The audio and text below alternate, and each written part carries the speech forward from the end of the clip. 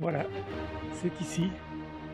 C'est ici qu'il est prévu d'installer une antenne de téléphonie mobile de, de 42 mètres de haut. Alors 42 mètres de haut, ça fait 2 fois plus haut que la hauteur des pins, qui font à peu près 20 mètres. C'est une horreur. Un pylône d'acier qui équivaut à un immeuble de 14 étages. Malgré notre pétition contre ce projet qui a recueilli plus de 1200 signatures, l'opérateur persiste dans son projet et la demande de travaux vient d'être déposée en mairie de Saint-Savournin. Mais l'histoire, elle a commencé en 2020, loin d'ici, dans un bureau parisien.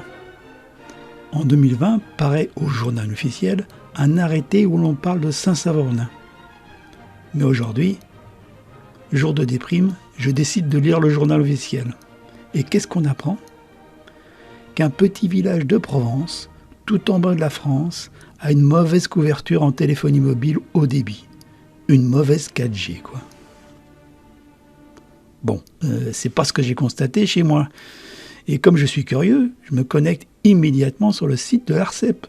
L'ARCEP, c'est l'autorité nationale qui fait foi en réseau mobile. Et là, aux surprises, les 4 opérateurs Bouygues, Free, Orange et SFR couvrent chacun plus de 99% de la population.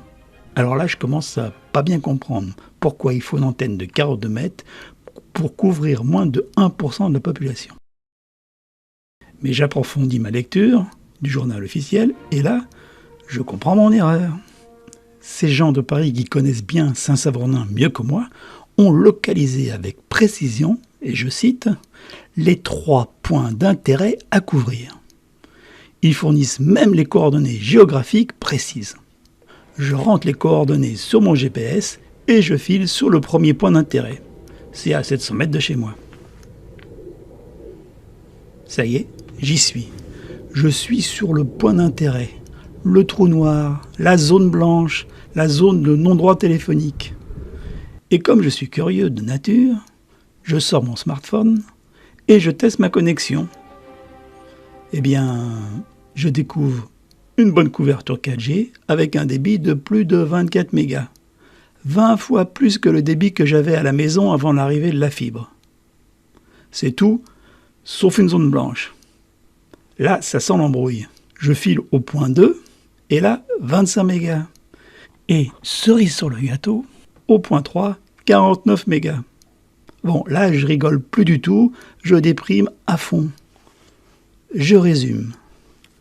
Il faut installer une antenne de 42 mètres dans un espace classé naturel sur un couloir écologique, une tour d'acier qui défigure le paysage provençal, le tout pour desservir 3 points d'intérêt qui sont déjà couverts.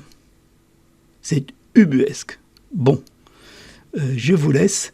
J'ai rendez-vous chez mon psy pour essayer de comprendre l'incompréhensible. Ciao.